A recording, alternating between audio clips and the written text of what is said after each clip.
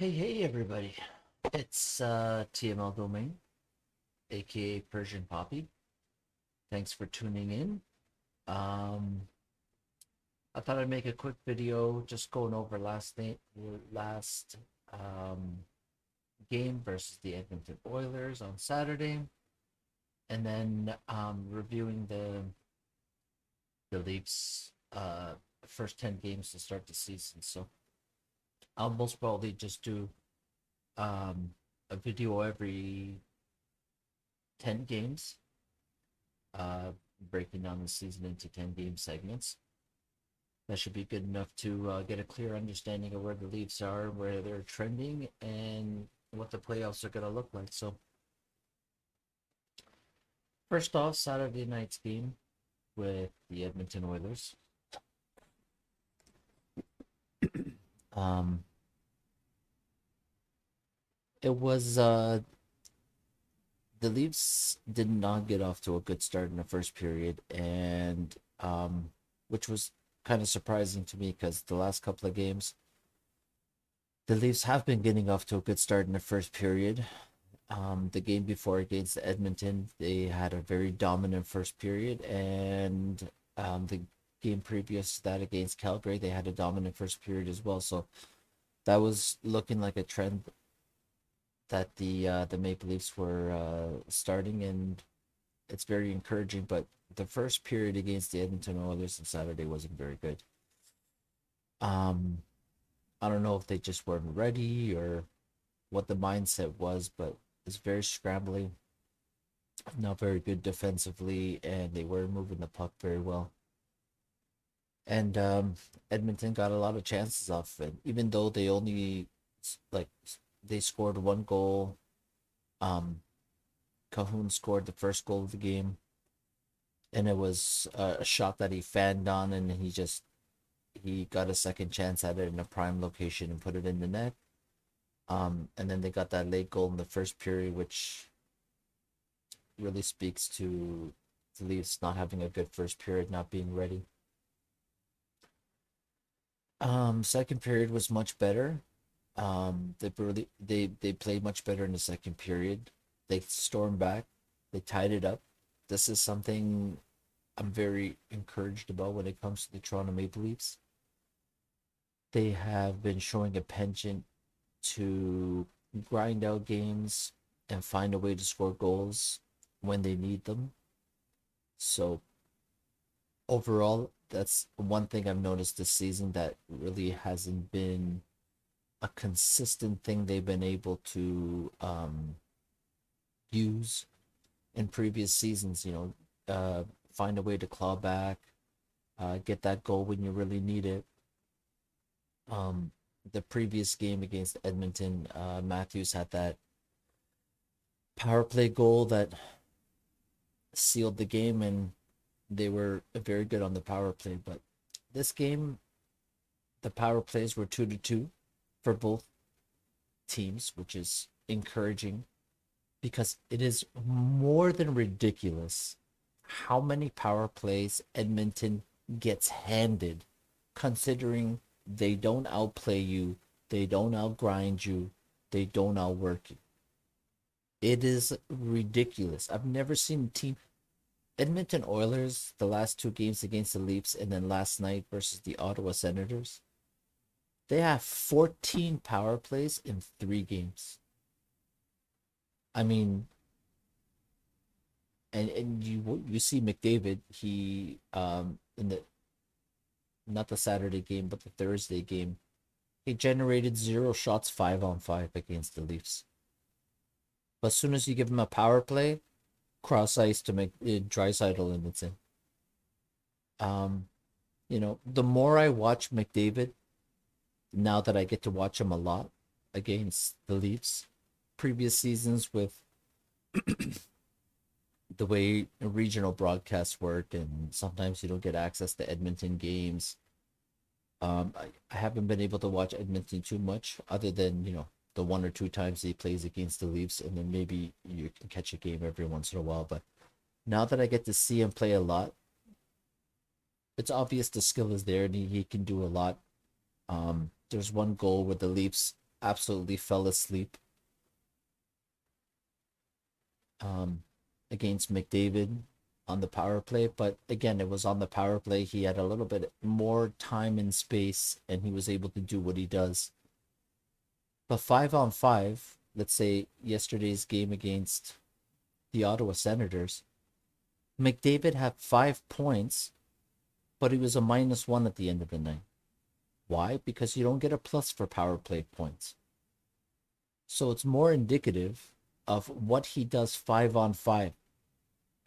And if all your points are coming on the power play and you're not generating anything 5 on 5, but you are getting scored on when you're out there 5 on 4, plus minus isn't a hugely important stat, but at the end of the day, it provides you perspective. And if you want to go down the rabbit hole and be like, the percentage of expected goals against, that is that's a stat that you can look at. Advanced stats tell you, it gives you a piece of the puzzle, but it's not the whole thing. And plus minus is the same thing. It's a very small piece of the puzzle, but it is a piece of the puzzle. And the more I watch McDavid, the more I'm glad that the Leafs have someone like Austin Matthews, who's so dominant 5 on 5, produces most of his goals at 5 on 5, most of his points 5 on 5, and still can take advantage of the power play. That to me means, once you get to the playoffs and things really lock down and you don't get a lot of these power play opportunities, that's when the world changes. And Edmonton, when you see them in the playoffs, it's a different team, it's a different game. And when you're not getting handed 7 power plays a game and you have to generate 5 on 5 when it's close checking, tight checking, hard grinding games, you can see why Edmonton has had no success really to talk about. So, um, you know, I think Edmonton is a team that's just is kept afloat by the power play.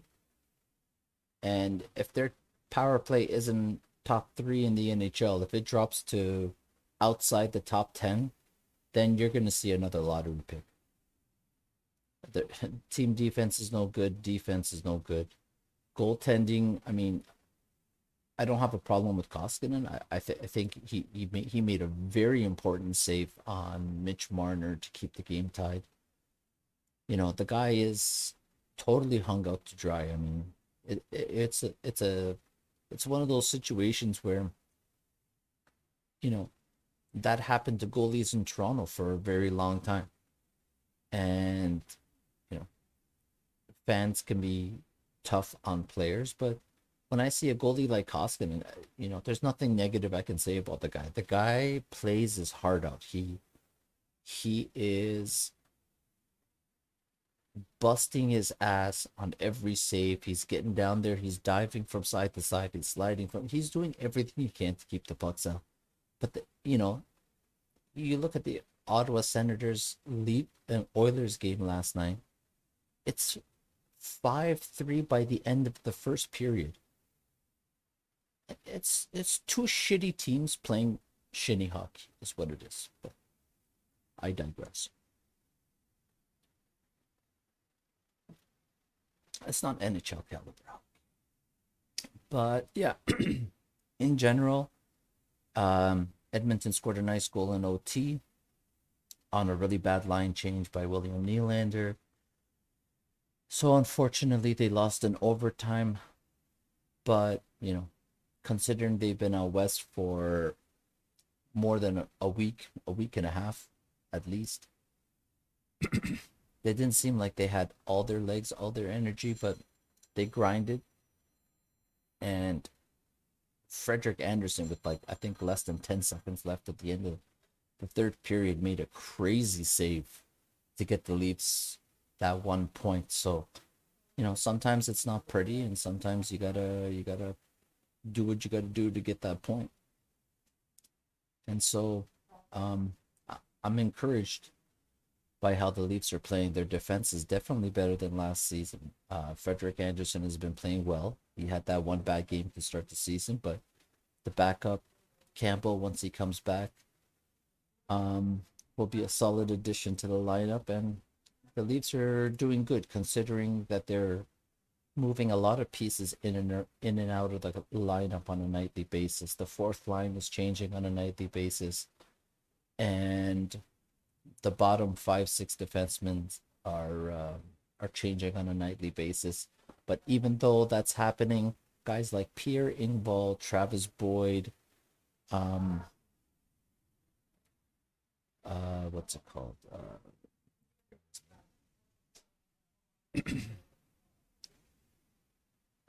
Pierre Engvall, Travis Boyd, Jason Spezza, Wayne Simmons, 3 games in 3 nights.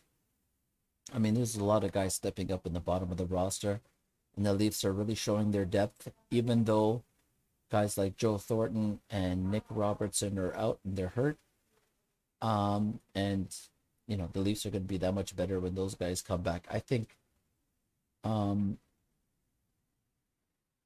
looking at Nick Robertson's compete level on the ice and his skill level, he can definitely be an everyday NHLer this season. And I think we're going to get to that point.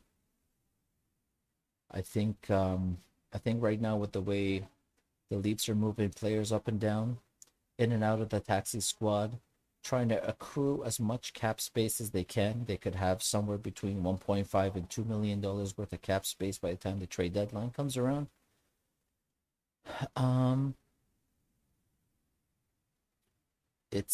You could add a significant piece. Not as in like top 6 forward, but in terms of bottom 6 forward or bottom end defense. It's been a rather crazy season, to be honest with you, when it comes to Pierre-Luc Dubois wanted out of Columbus, Patrick Laine wanted out of Winnipeg, so did Roslovic, wanted out of Winnipeg. Now Sam Bennett wants out of Calgary, and Victor Mete wants out of Montreal, but Bergevin says we're not trading him anytime soon. You know, GMs can say that, I like this guy and we don't want to trade this guy, but at the end of the day, once it becomes a distraction, you have to make the move. That's what happened with Pierre-Luc Dubois. They said, we're going to take this slow. We're not going to force anything. And then all of a sudden he got benched and the trade happened like right afterwards. So,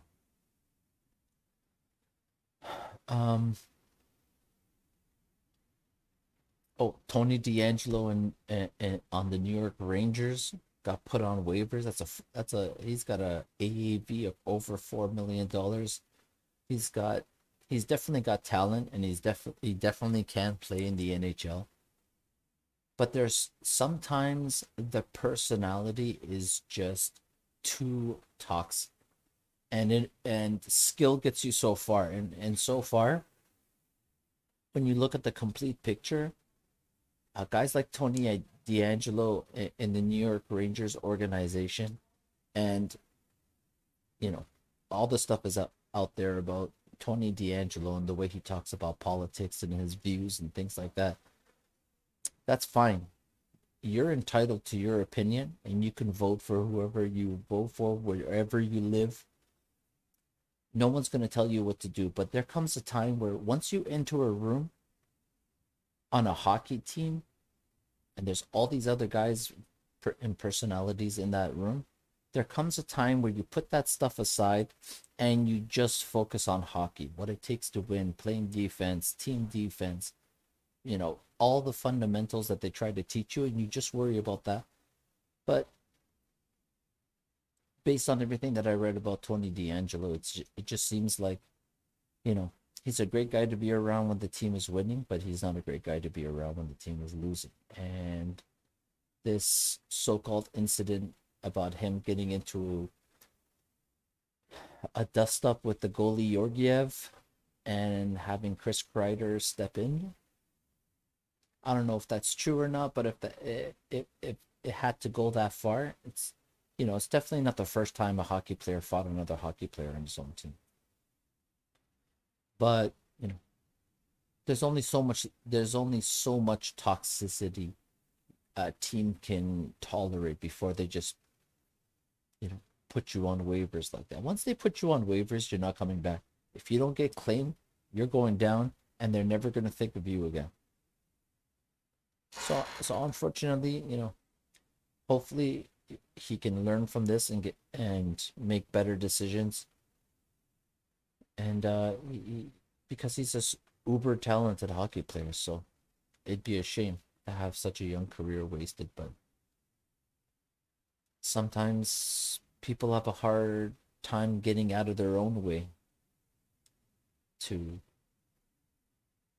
you know, you got to get out of your own way sometimes to really reach your potential, or to have true success in your career or whatever you're doing. So it's a shame, but it's one of those seasons where you thought with the flat cap movement was going to be difficult and trades were going to be hard to come by, but then all of a sudden Laine, Dubois, Bennett, Mate, D'Angelo, uh there's the goalie carousel that's going around the NHL right now with, people having healthy bodies and injuries on other teams and goalies on waivers and stuff like that. So unexpectedly, it's been kind of this is the first time in a long time I can remember where, like, I legitimately wake up and I check Twitter and I'm like, what's the waiver situation today?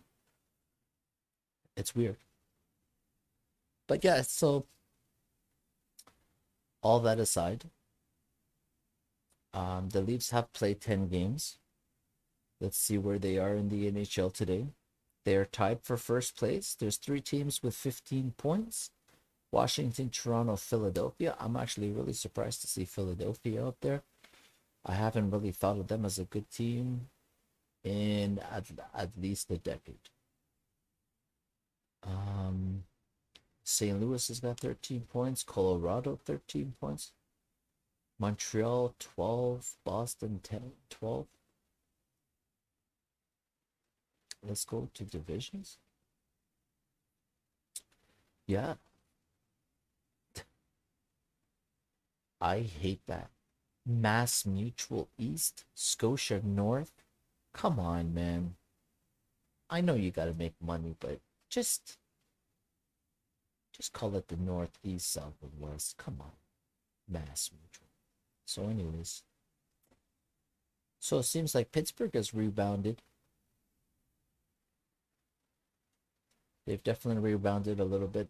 They didn't look very good to start the season. New Jersey's uh right there. The New York Islanders and the Rangers. Wow. I did not I on to be honest with you guys, I thought New Jersey and Buffalo were gonna be the bottom teams in this division, and they still could be.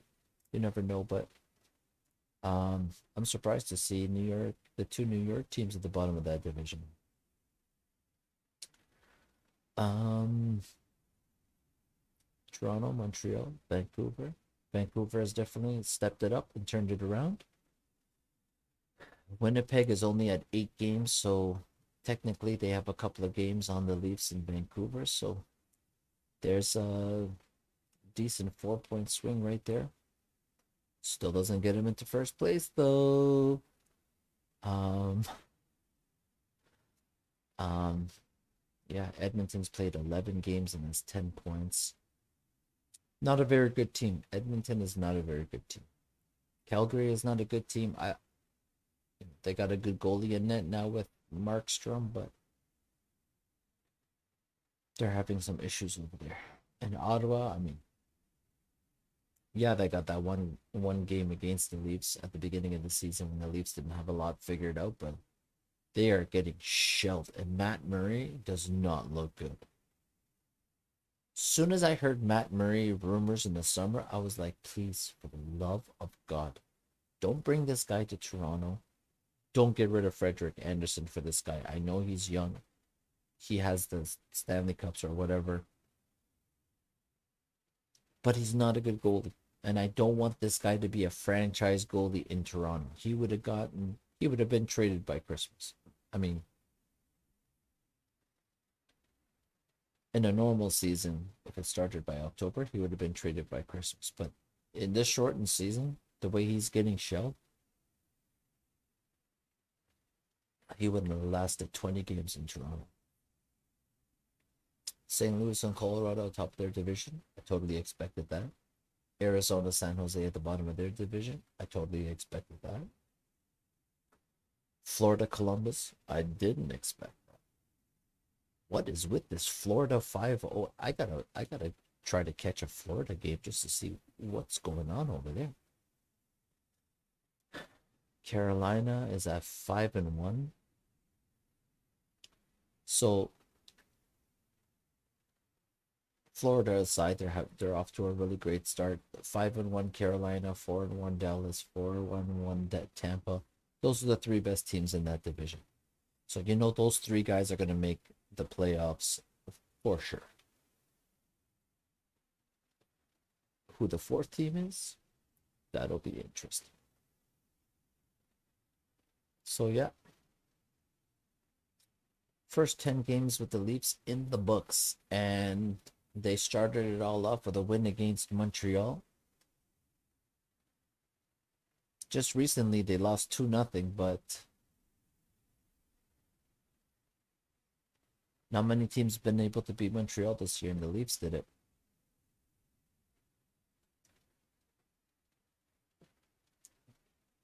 They lost to Ottawa. They beat Ottawa. Then they beat Winnipeg 3-1, Edmonton 3-1. They lost to Edmonton 3-1, beat Edmonton 4-2, beat Calgary, beat Edmonton, lost in OT. So they're definitely on a playoff trajectory right now, the Leafs. If we have five 10 game segments, that'll get you to 50 games, and then there's a 6 game segment to end off the season. It's 56 games. So right now the Leafs are in good shape. And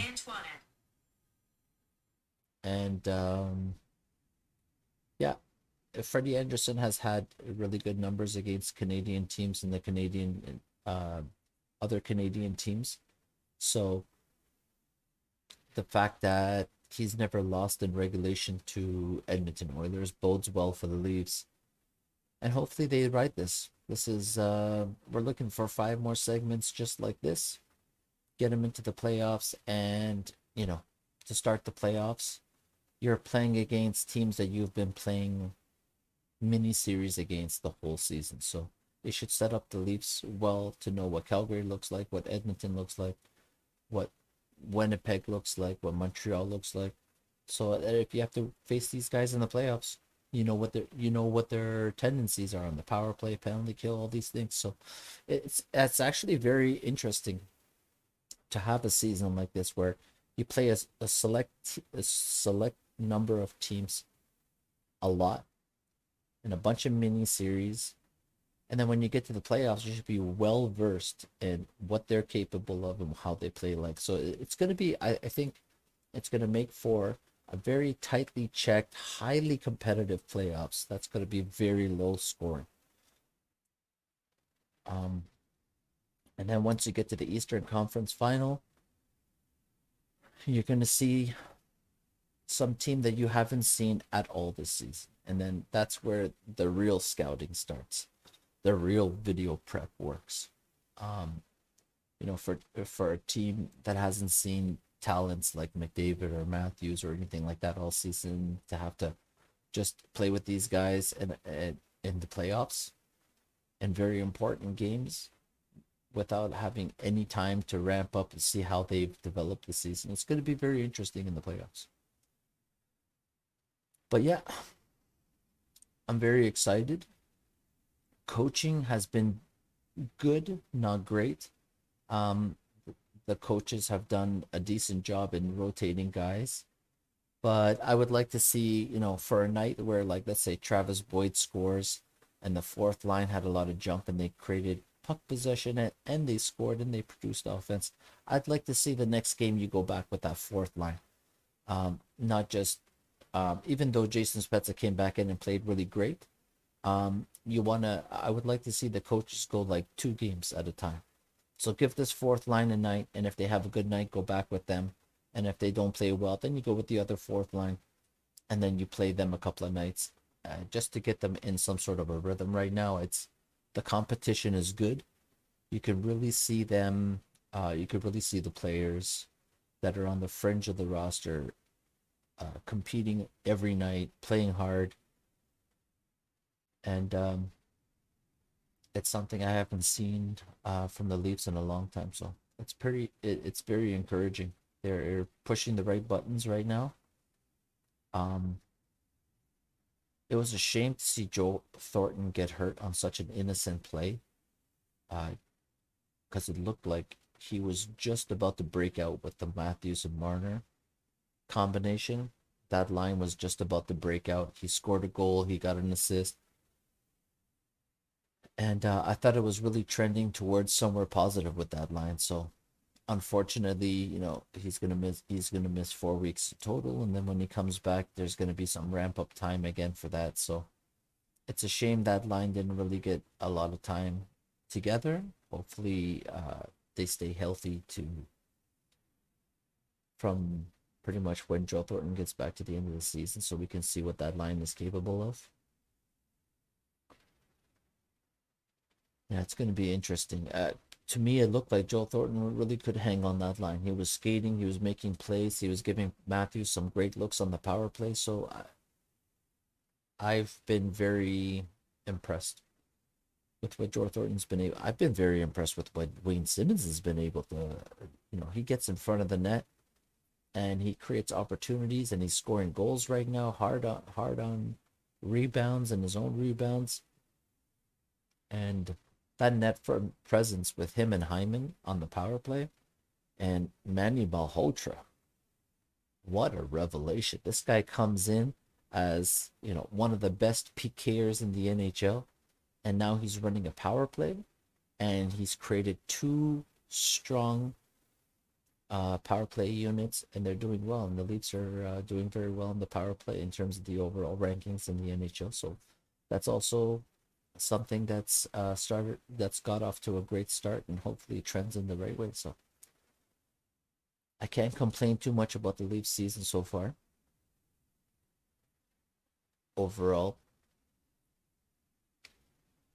I'm I'm what's the word I'm looking for? Um,